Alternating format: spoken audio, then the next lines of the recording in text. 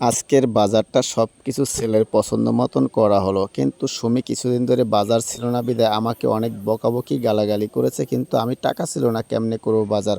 Hi viewers, আসসালামু আলাইকুম। আপনারা কি কেমন আছেন? আশা করি সবাই ভালো আছেন। আর এদিকে আমাদের যে গ্রামের যে ভিউজটা আসলে অনেক সুন্দর লাগে। দেখেন বৃষ্টির দিনে কিন্তু পুষ্কুনি ভরা ভরা থাকে, দেখতে অনেক সুন্দর লাগে। মাশাল্লাহ, আলহামদুলিল্লাহ। আর এই জায়গায় আমরা যত রাস্তায় কাদা পাড়ায় যত লোকজন আসি, এই জায়গায় বসে পাও দিয়ে পাকার উপরে উঠে যাই।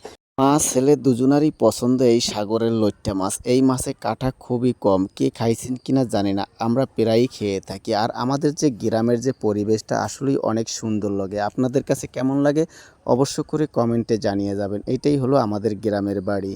গ্রামের বউদের কিন্তু হিসাব অন্য রকমের একটু থাকে, কারণ শহরের চাইতে একটু ভিন্ন থাকে। কারণ শহরের মেয়েরা অনেক রকমের চলে বিলাসিতাভাবে, কিন্তু গ্রামের মেয়েরা কিন্তু অতটা বিলাসিতাভাবে চলার চেষ্টা করে না, চলেও না। দেখেন আমি সামান্য কিছু বাজার এনে দিছি, মাছ এবং মুরগি।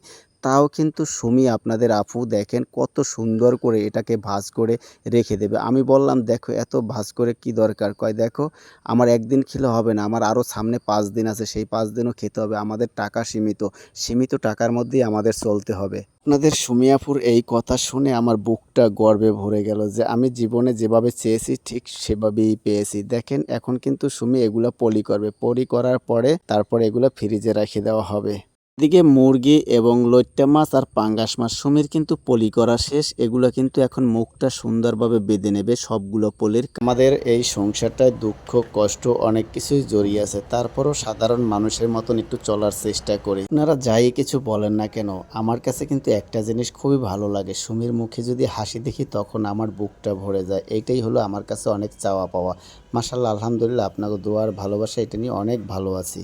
আর দেখেন এদিকে রাস্তার কি অবস্থা, দেখেন অবস্থা খুবই খারাপ হয়ে গেছে এই জায়গার। আপনাদের মাঝে কথা বলতে বলতে এদিকে সুমির কিন্তু পলি করা শেষ, গোস্ত এখন ফ্রিজে রেখে দেবে। আর এদিকে দেখেন আমার ছেলেটা যে কত দুষ্টামি করতে পারে, ওর আম্মুর চাইতে ও অনেক চালাক। দেখেন ফ্রিজ খুলে তার মাছ রাখার জন্য অস্থির হয়ে গেছে ছেলেটা আমার।